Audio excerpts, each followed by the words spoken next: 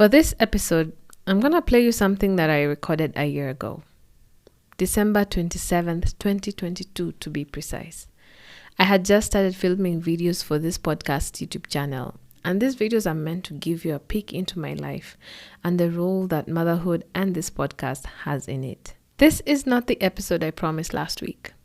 There's quite a bit to clear up with that, so instead I'm bringing you an episode that I had planned on releasing a little later in the month, but now that we're already into December, it feels timely. This is Mama Tales, a podcast on our collective motherhood journey. I'm your host, Sally Kuria.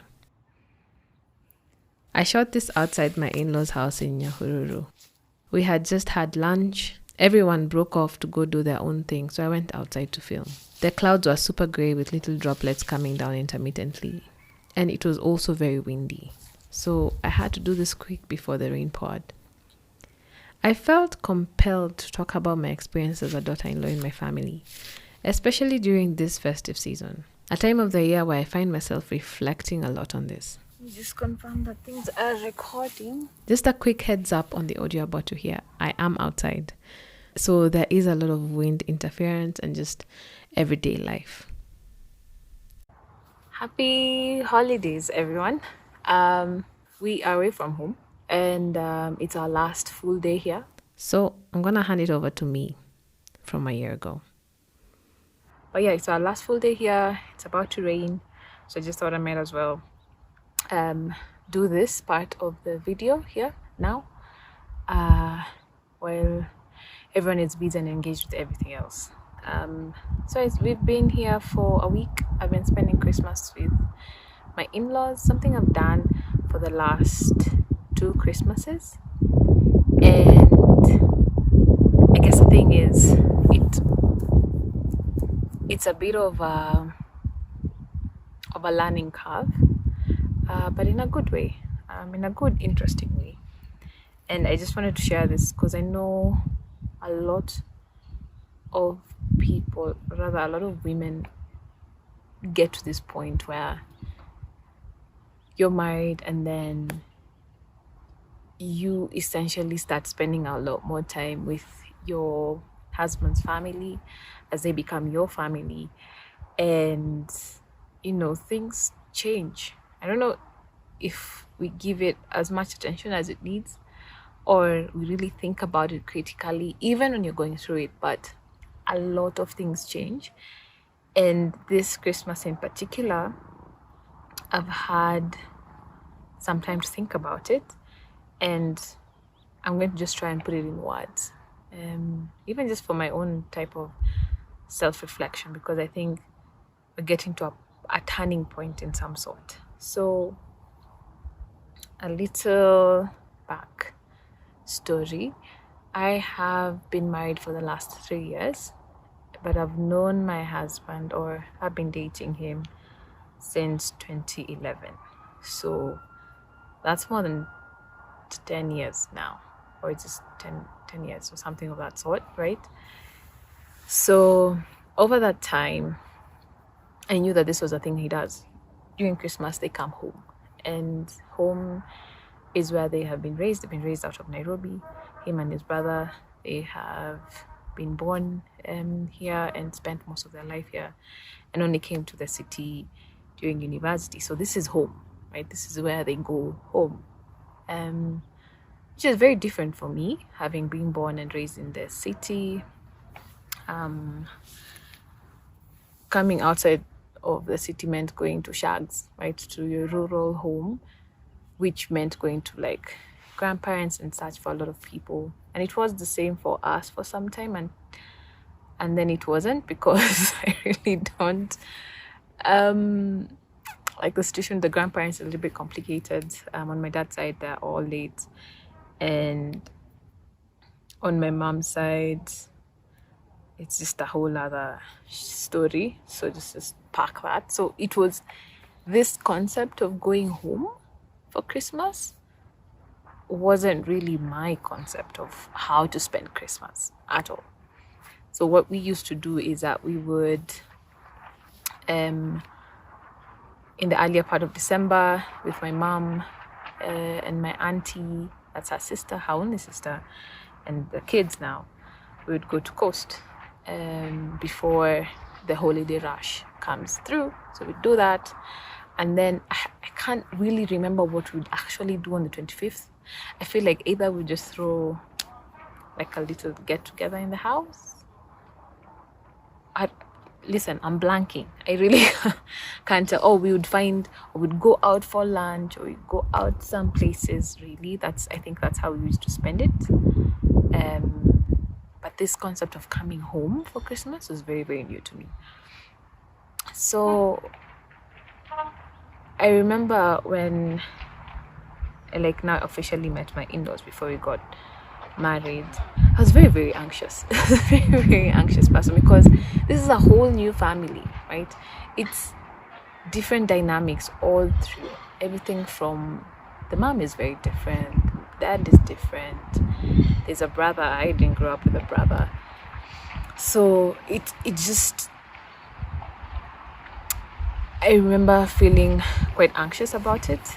More so, and it happened quite early in our relationship, because we kind of knew that this thing was it. So after a couple of years, we were like, now we need to start integrating slowly. So I remember feeling the urge of impressing, or being the right type of daughter, as opposed to this is my family now. Right? And I think it has been that way even leading up to the wedding and everything. And the thing is, I have the sweetest mother-in-law. I remember the first time I went over to their house, the house I used to stay in the city. I think I'll say anxious a lot in this video, but I was super anxious. But she had prepared the biggest spread of food that I'd ever seen. And she was so loving and warm. I left that afternoon feeling great. I remember it was also the second time I was meeting my husband's brother. And the first time he was a little bit cold. But the second time round, towards the end of lunch, he actually cracked a joke. He played a trick on me. So that, I think that if anything about siblings, that's a very good way of showing that you all are in sync, or it's good, or it's accepted. So at least I felt that from him and from the mom as well. And for the dad, every time I would now, every time the mom was around, because the mom lives here and she would just come to the city ever so often. So every time she was around, we'd go have lunch, and if the dad was around, he'd pop in, say hi, and then disappear. So we never spent more than, I'll call it 5-10 minutes in the same room. Which is quite interesting. But the thing is, being that this was set for life, I was eventually we will warm up to each other either way. But back to now we're married, right? And I had to adapt their traditions and let go of mine. I mean, I know a lot of people struggle with that. But for me, it almost felt like I really had no other choice, no other option. Because this Christmas, my sister is in another part of the country, and my mom is out of the country, and she's been living in the States for a while now. So it's so where do you go, sis? It's not even a question. It's you go where your family is, and my family is this one. And there's a part about integrating to a family that's a little bit different. But it does help if they're really great people, like mine are. But I don't know why I thought it should be an instantaneous thing. I thought, hey, we've known each other for a very long time, throughout the course of our dating lives. Now we're spending considerable amounts of time together, but there's moving from that phase of not needing to always impress to this is your family that can see your flaws. I think that's a really big like a valley or a crater in between there. And it can be hard to communicate. It can be hard to communicate, even to acknowledge it yourself. So the very first one, because I knew it was coming, I just didn't know like how long it was going to be. Because I think about it, I've never really spent that much time out of the city in a rural place. More than 2 days at max. That was the max for me. And here we are spending like a week, right? And you start going through like little kinks here and there of, I remember the first very times I used to be very, very tidy. Anyone who knows me is I'm not really the tidiest person on earth, but my mother-in-law is. And she doesn't say that you need to be super, super tidy, but I'm like, I can't be messy. That's not even it. It's like, it's been a long-standing tradition for them, but it's something that's very, very new to me. You find yourself, and this is like even away from Christmas, it's just like when you're spending time with your in-laws, you realize that this is a family that has been set together for a very long time. They've been together from the inception of the family, and you've been part of it for like 3 years. So there's jokes that you'll never understand. There's conversations that you can't really chime into. There's maybe goals and future things that they've talked about that you are not privy to, but you don't want to feel left out at the same time, right? So I remember for the longest time I used to just be like a fly on the wall, and then I moved to, you talk about it, you chime in here and there, add a laughter here and there, like I get it. That time you're like, I probably understood half of that. And then there's a lot of, oh yeah, is that person that I met? And then they're like, no, you don't know who that person is. The number of times that has happened is a lot. Right? So you immediately be like, you're like, okay, I have to realize that I'm learning these people. And then sometimes you're just like, what if I forget someone, right? Will that be insensitive of me? Do I always have to put my best foot forward, you know? And then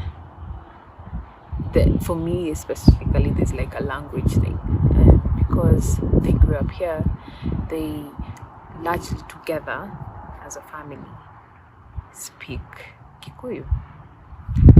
Having grown up in the city, in a very multicultural estate, Kikuyu wasn't really a thing, because I lived in Eastlands where fences were bataruma, so so all of us would come together, but not necessarily in tribal lines. So I didn't really catch Kikuyu. I can hear it, but I can't really speak it. Now, when everyone is speaking the same language and you want to chime into the conversation, you want to be able to flawlessly do it, even if you're doing it in English or Swahili, but not make them feel like they need to change their own language, which is what happens all the time. And I would feel very, very guilty about it. Like, oh, I didn't ruin the flow of the story or have to force you to speak something different just because I can't, and then you start wondering, like, couldn't Borothi have made a better choice in our wife, someone who can speak the language? But they've been very accommodative about it. And it's not that I can't speak it, I just can't speak it as well as it probably should be. Is everyone fine? Yeah, okay. And the screamer? Bring her, it's fine. My daughter is screaming. Hopefully I'll be able to finish this. If not, I don't know. I'll try. On that note, let's take a little break. And during this break, I want to play you a clip from Gatueri Irauka, founder of Leo Tunapika, an awesome food content creator on Instagram, on her experience of spending the holidays with relatives and some tips for traveling with young kids. Hi, I'm Gatueri Irauka, founder Leo Tunapika, food content creator and baker. I have 3 children, 2 girls and 1 boy. The girls are 8.5 and 7 years, and the boy is almost 5 years old. In the few occasions we've spent holiday with the relatives, it's been amazing because the kids get to hang out with their cousins, their aunties and uncles, their grandparents. So it's always a lovely time. Great memories are created, and it's just very splendid. And the fact that we are many adults, so there are many people to give a hand when taking care of the children. The only thing I don't like about it is that since it's a different environment, a different experience, sometimes some rules are lax a bit. For example, like I practice limited screen time in my home, but now when we go on holiday, sometimes that gets hard to enforce when you're in a different location. What tips do I have regarding traveling long distance with children? What I can say is that build your travel along the children's routine. So for example, we had to travel to Uganda sometime last year, and since we were using public transport, we opted to travel at night when the children will mostly be asleep. So it's very easy to take care of a child when they are asleep and they won't fuss and worry much. So that's one tip. The other tip is if you're doing self-drive, just get ready to put many pauses during the trip, maybe toilet breaks, pit stops to take photos so that children can even stretch and just have a relaxed time. Welcome back. In this episode, we're all about traveling and spending time with family this festive season. And for me, it means spending time with my in-laws. Last year, I took some time to reflect on this relationship through a video I was filming but never released. So I'm playing the audio from that video. When we went on break, my daughter and husband were just about to join me. Come, girl. Come, run. Okay. Hi, Mama. Hi guys, can you see us? Are we still live? Yes. Manguka. Atitafuta nini? Nianguka. Nini imeanguka? Yeah, crisis averted. I even lost my flow of thought. My stream of thought, my flow of thought. My thought flow. My thoughts. Yeah. Anyway, I think to cut the long story short, I might write all this down in a more comprehensible way in an article or newsletter. I'm not sure which one I will share it on, but I just wanted to say that it's been a long road for me to move from trying to impress or trying to fit in to just being okay with who I am in this family, in their traditions, and to embracing them as mine. So the wind really picked up at this point. But what I was saying is that I think the relationship that took a long time to develop was with my father-in-law, especially since, I felt the need to call him dad. And that's something I hadn't said since 2015 when my father passed away. So yeah, it did take because I was like, I wouldn't call him Mr. so and so, you know what I mean? So it was just like, it was odd, but it eventually got there. I also talked about the fact that we were more comfortable spending a lot more time together as opposed to the 5-10 minutes that was happening before. And it wasn't super awkward, or it still isn't super awkward to be left alone in a room with him, because you find yourself that you can't talk about stuff.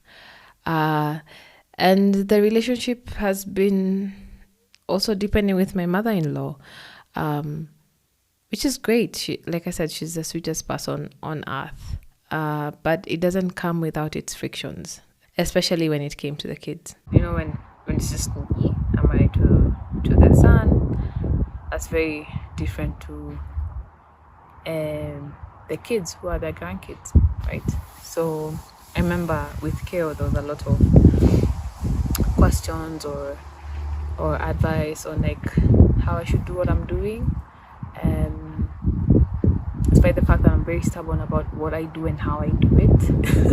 So I remember there were moments where I would get pretty mad, but I wasn't able to either speak up for myself or share it with them. I would go through my husband, and I think one of the things that have made this transition very manageable for me is my husband, because and I know it's not the same for a lot of people, where there's a thing in marriage called leaving and cleaving. I think that's what it was called, where your husband's priority moves from his parents to you, right? And he's your advocate, and because that's his family now. And it doesn't look like I'm attacking his family. See what I mean?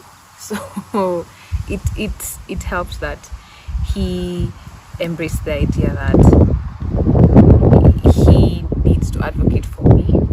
The wind struck again, but the idea is that since this is his family, the people he's grown up with, he knows what's best to say, how best to say it. So it was good to go through him as an intermediary. You're not born into it, you're married into it. And you're married when you're old. So like a child who can be adopted by anyone. But it's a very conscious effort, right? So it's great that he is able to see that and be like this intermediary of even helping me understand them, right? So that has been something that has helped me so much, so to the point where I'm actually now getting to a point where I'm sharing my own voice, my own opinion. It's okay for me to not smile all the time, because I'm not that kind of. I wake up quite moody just naturally. That's just who I am. And before, I used to have to feel like the need to like look like everything is fine and rosy. But now I'm just like, it's fine. You can see me sulk. I'm not mad. It's just me. I can be a little. Well, I still try to be slightly tidier than I am in my own home, but I don't feel that pressure anymore. And one of the last couple of nights ago, we went through another breakthrough where it was just me and them, and we didn't talk about the kids or my husband or my family. We just talked about me and what I do. That hadn't happened. I remember I even told them I was actually waiting for you to ask, because it never really happened. I remember I used to be very slighted with those things, because not even just them, but even like the extended family. I haven't even talked about how like the extended family on both sides of my husband's family like are very, very close. It's like a huge hug, and I come from a place where that's not the case. So for me, it's just like, why is everyone up in everyone else's business? That just is not the reality for me. I didn't grow up in that type of setting. So this was it's still a whole other thing for me to get used to. So you see, like, since they know so much about each other, it's very easy for them to keep up. Like, hey, how's your law firm going along? Or how's this going along? Or how's this, right? But since I'm new, I realize not a lot of them know what's happening in my life, or even know how to ask, right? And it would hurt me a little bit, because I'm there with my husband and the brother, and they ask them, right? And then if it comes to me, it's either nothing or how are the kids, So when we finally had the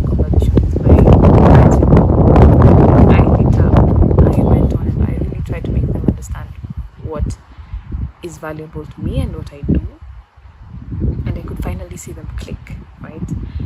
And being who I am, I just really have to write in them like, thank you so much for asking, I never thought you would. I also have to realize it's also for them, it's something new. It's like they now have a daughter that they didn't have, who is a very important part of their son's life, who has brought them grandchildren who are very, very precious parts of their life, but who's a different person that they didn't raise me, they don't know me. It's like a learning curve all through, and even now I'm getting to appreciate that part of them. So I'm calling this Christmas a turning point, because for the first time ever, I haven't felt the need to rush to go back home. We're going back home tomorrow, but I haven't felt that need to rush, right? Because they've also, and I think the thing that would bring a lot of problems is like kids and how I raise my kids. But they've seen how it works with Keo. I've also become an advocate for Keo, because she's at that stage where it's only probably the parents who understand her, not just speech, but just how she behaves and how she does this. So become that advocate. I have really learned to be comfortable. I think that's the thing, just be comfortable. That it's okay for my flaws to be seen, that I don't have to impress all the time, that I can share my opinions, my thoughts, that I can do this outside the house and they're not like, what's happening out there? Because that's just me. And I'm really looking forward to like how this relationship grows. I've realized it's not an automatic thing. You just don't wake up, get married, and then happy family. It takes its time, it takes its moment, and I also have to find a way of not neglecting my own family. That's my sister and my mom, and especially now that we're so far away from each other. I'm not the very best at getting close to people. That's just not my thing. But even if it's family, like it's just not me. It's something I'm actually working on.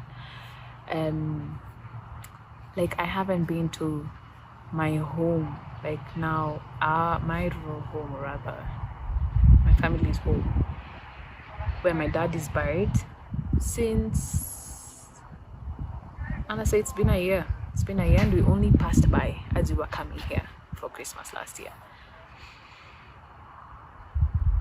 So yeah, I don't even think it was Christmas. I think it was like October. It was actually October 2021. So there's a lot of dynamics that I have to think about. I don't like thinking about these things, but I do, and not just expect them to just happen naturally, and go with the flow as much as I can, but also take initiative as much as I can. And for all the daughters-in-laws who haven't gone into families that they feel that they can get comfortable in, I hope you get to a point where you can actually voice these things. If not with your parents-in-law, with your husband. And it just gets better, right? Especially if you love a man, you love his family too, right? So it's a package. So just go with it. Anyway, I think it's time to rush back inside the house, wake up the tinier one, run away from this cold, and enjoy the last parts of our holiday here. But yeah. This year, like every other year since I got married, we are gonna visit our parents. I caught myself calling it home just the other day, and I must say I feel truly happy that that's where I'm at right now. I hope that you are able to hear everything in this episode. I really didn't want to mess up the audio too much because I'm not an audio engineer, and I just wanted to leave it as authentic as possible. I want to send a special thanks to Gatweri for lending her voice and experience for us for this episode. If you're looking for recipe inspiration, I would highly recommend checking out her Instagram page, Leo Tunapika. I will link it in the show notes of this episode. If you would like to contribute in any way to the podcast, please join the community. You can find details on that on the website. That's mamatilspodcast.com, and also on our socials, so that you'll be the first to know if there's any special project coming up. Have you read the latest issue of the newsletter? In it, I shared the one thing that I absolutely have no business wanting to teach my child, and that's my relationship with pain and discomfort. You can find a link to it in the show notes of this episode or on our website, mamatilspodcast.com. Before I go, let me remind you to consider donating to the show. Your contribution goes a long, long way in helping me get these episodes to you for free every single week. Any amount would be greatly appreciated. Think about it like buying me an iced dawa from Java to drink as I edit these episodes. I really love those, especially now that it looks like the sun is coming back. Next week, we will get into a different family dynamic, and that's co-parenting. And in it, we'll try and see how best to approach co-parenting, especially during this holiday season. See you then. Bye.